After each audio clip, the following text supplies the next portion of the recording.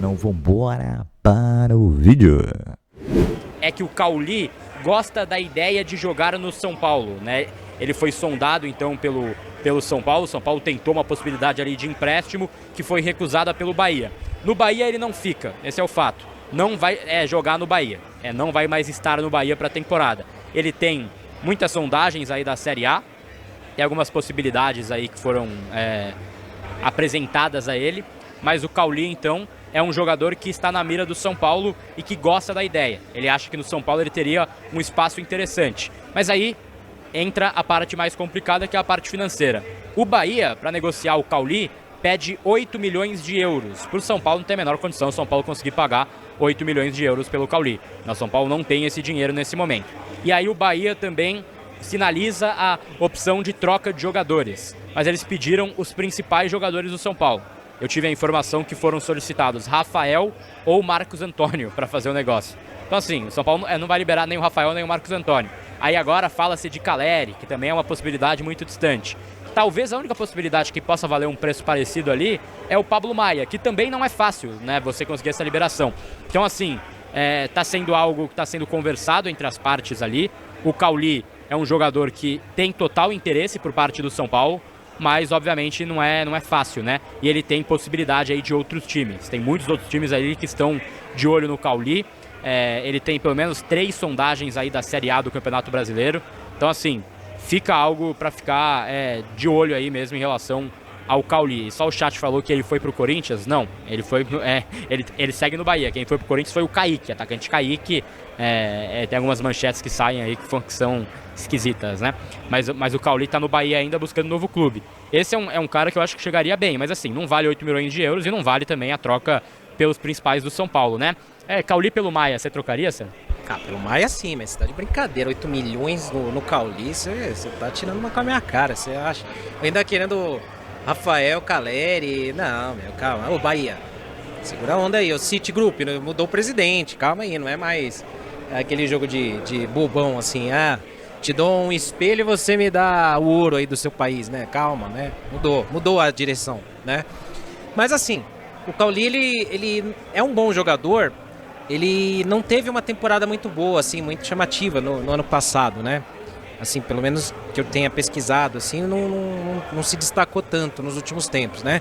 Mas é um cara de boa qualidade, é um cara que ajudaria, eu acho, que o meio de campo do São Paulo ali e tudo. Mas por esses valores, não. Caramba, imagina. Você procura... Cauli pelo Alisson. Pelo Alisson seria uma boa. Falar, ó, Bahia, te mando o Alisson, né? Mais 1 milhãozinho ali, talvez. Daí tá tudo bem. Acho que seria bom.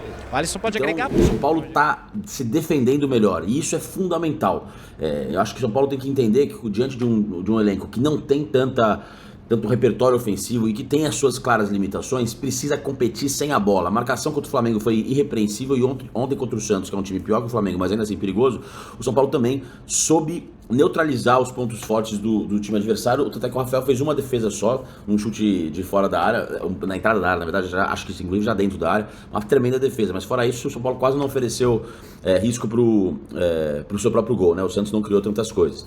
Então, acho que essa é uma coisa que o Crespo tem que montar o time a partir disso. Depois, tenta deixar o ataque mais envolvente, deixar o sistema ofensivo mais azeitado, com mais triangulações, com mais repertório, além de cruzar na área e tudo mais. Se defendendo bem, o São Paulo passa a ser um time muito mais forte. E por consequência, um time que pode vislumbrar coisas maiores. Mata-mata ou até no pontos corridos sem passar grandes apuros. Porque a temporada é longa, difícil, não tem nenhum jogador machucado, mas fatalmente vai ter. E o São Paulo tem que se certificar de que vai ser sempre um time muito difícil de ser vazado. Isso é crucial. As nossas melhores fases do século passaram por ter um time muito seguro defensivamente. 2005, 6, 7, 8 foram times marcados pela solidez defensiva. E isso é crucial. E é isso, uma intensidade impressionante. Alguns jogadores se destacaram muito. O Marcos Antônio fez uma partida absurda. Eu gostei pra cacete do Danielzinho. Gostei muito do Mike. A Boleda desarmou pra cacete. Todo mundo jogou muito bem, assim, né? E cara, o Luciano, bicho, assim, não só pelo gol, né, decisivo, Mas o que ele corre, cobra os caras, velho, e fica enchendo o saco do juiz, e gesticulando, e cantando o jogo, e falando, e incentivando. Porra, os escanteios ali, ele incentivava os caras o tempo inteiro. O Alan Franco também. É muito legal ver como esses jogadores do São Paulo, a impressão que dá é que eles se gostam, sacou? Eles se gostam, eles apoiam um ao outro. Então, foi muito legal ver o São Paulo competir desse jeito, sabe? Foi muito, muito legal. E uma vitória em clássico sempre tem um peso maior. Acho que ainda falta, em termos de pontuação, falta uma vitória contra o Primavera para São Paulo afastar de vez esse fantasma de olhar para baixo, porque, cara, estamos em 11º colocado, mesmo com a vitória de ontem. A campanha do Paulista é muito ruim. Então precisa ganhar do Primavera, inegociavelmente, para respirar. E aí, se classificar, classificou. Se não classificar, também tá tudo bem. Eu já falei no vídeo anterior que se não se classificar no Paulista, eu tô longe de ficar incomodado, até para esse elenco que é curto, ter mais tempo para treinar, se poupar fisicamente e focar no que importa, né? No que importa. Mas é óbvio que se passar pelas quartas de final, aí zera tudo, é outro campeonato, e o São Paulo jogando assim num viés de alta pode surpreender, mas um passo de cada vez. O jogo contra o Santos agora quarta-feira é perigoso, jogo encardido, fora de casa esse time ainda não se mostrou um time confiável, não se mostrou desde o ano passado, fez partidas muito ruins contra o Vitória no final do ano passado, contra o Fluminense, nem se fala, e outros jogos, o São Paulo, esse ano mesmo, contra o Mirassol tomou piaba, contra o Palmeiras perdeu, contra o Corinthians empatou, então precisa vencer fora de casa. O jogo com o Santos é um bom teste, o Santos muito oscilante, Vojvoda meio na alça de mira de alguns torcedores, tem gente que fala que uma eventual derrota pode combinar com a saída dele, que eu acho um erro, acho um bom treinador, ainda não azeitou o time do Santos, poderia ter feito coisa melhor, mas não acho que tem treinadores melhores do que o Vojvoda no mercado, honestamente. Mas acho que o São Paulo tem ainda essa prova pra colocar, né? Tipo, vencer fora de casa, no Brasileiro, 6 pontos disputados, 6 pontos conquistados, seria uma pontuação muito boa, óbvio, pontuação perfeita. Então vamos ver, e aí Primavera tem que vencer, né? E aí espetaculares. Talvez por um pouco de baixar um pouco a fervura do time, ele sempre fala não alimentar tantas expectativas, talvez também por essa... como eu diria, Tironi, por essa recepção um pouco hostil da parte diretiva para a sua sinceridade, né? Sim. Então eu achei, não sei se você sentiu a mesma coisa nas respostas e tudo mais. Muita gente perguntando, foi porque o Rafinha entrou, o São Paulo ganhou do Flamengo e do Santos, minha gente. Não, calma. Vamos combinar? O cara não é técnico, calma.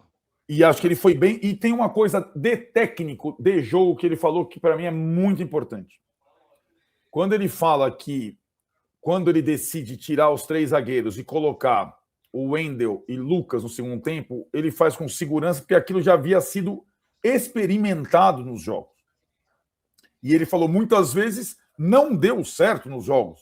Mas, por exemplo, você lembra a gente falando, toda vez que o Lucas jogou, entrou centralizado, foi muito mal. Hoje ele jogou nos 2 lados. Ele foi muito melhor do que centralizado. Então, como se o Crepes estivesse dizendo, as coisas foram experimentadas, algumas deram certo, algumas deram errado. A gente jogou com linha de 4, com linha de 3, com 3 atacantes, né?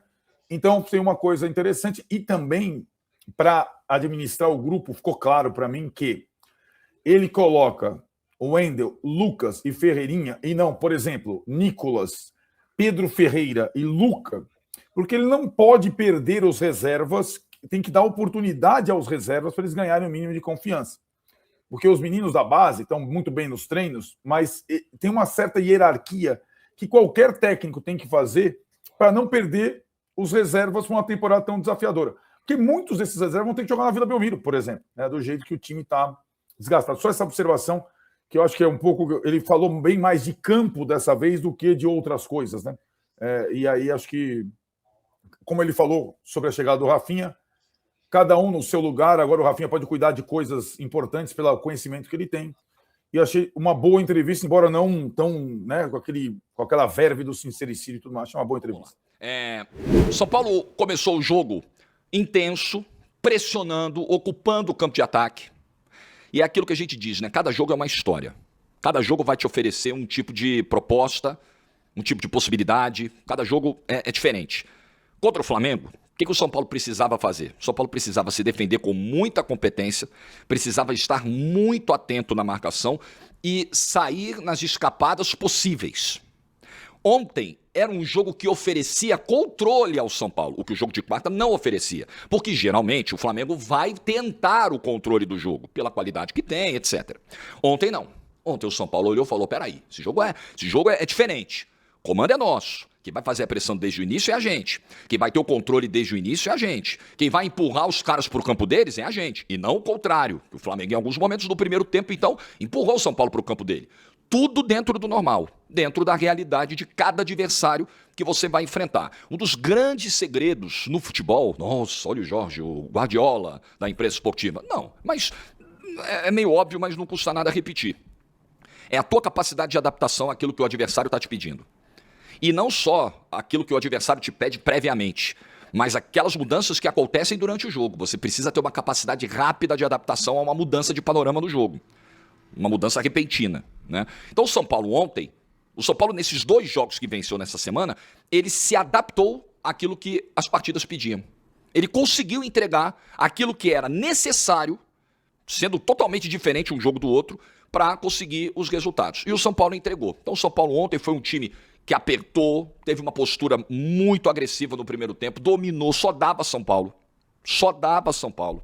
Depois da expulsão do Gabriel Menino, isso fica mais escancarado ainda. Só dava São Paulo, só dava São Paulo. Mas o Crespo, ele entra com 3 zagueiros, 3 volantes, e aí ele percebe, eu tô com 1 a mais, meu adversário é muito ruim, muito fraco, o Santos é muito ruim, tá nas cordas, o que eu vou fazer? Eu vou dar uma mexida nisso aqui. Ele tira um dos 3 zagueiros, não era necessário. O Gabigol ia morrer de fome o jogo inteiro. O Gabigol saiu ali com parte inicial do segundo tempo para entrar ao Lautaro, e depois eu vou até falar sobre isso. Na boa, nessa aí, eu até entendo, porque a bola não ia chegar no Gabigol. Ele ia ficar lá correndo. Tem clássico do Brasileiro no meio de semana, na Vila, tem 2 jogos, confrontos diretos contra o rebaixamento do Paulista. Melhor descansar o cara, o jogo tá perdido mesmo. Porque o Gabigol ia ficar lá na frente o tempo todo, não ia chegar nada. Não chegou nada pro Gabigol. Então, Crespo viu, falou, beleza, tiro. Não preciso de 3 zagueiros. Sabino, vem, entra o Lucas, troca o lateral esquerdo, porque o Enzo Dias já tinha cartão amarelo, e aí você sabe como é a lei da compensação. Ah, eu preciso falar do árbitro, que coisa horrorosa o João Vitor Gobi ontem. Meu Deus do céu, o que está acontecendo com a arbitragem do Campeonato Paulista? Eu vi 2 clássicos nesse Campeonato Paulista, 2 arbitragens terríveis. Então, vamos falar sobre isso. Então, vem as mudanças do Crespo e rapidamente o São Paulo faz 2 gols. O São Paulo faz um gol com o Tapia, faz um gol com o Luciano, com 11 minutos, acabou o jogo. Dali em diante eu fiquei com a TV ligada, adiantando preparação para o jogo de hoje, meus estudos, peguei o MacBook aqui, fiquei lá, olhava um pouquinho, porque acabou o jogo. Vale a gente destacar a boa atuação, mais uma vez, do Marcos Antônio, é um jogador importantíssimo para esse São Paulo. Danielzinho fez outro jogo muito bom. Esses caras dão muita dinâmica ao meio-campo do São Paulo. Sabe aquelas peças assim que fazem toda uma engrenagem rodar. Marcos Antônio e Danielzinho são essas peças na engrenagem do São Paulo.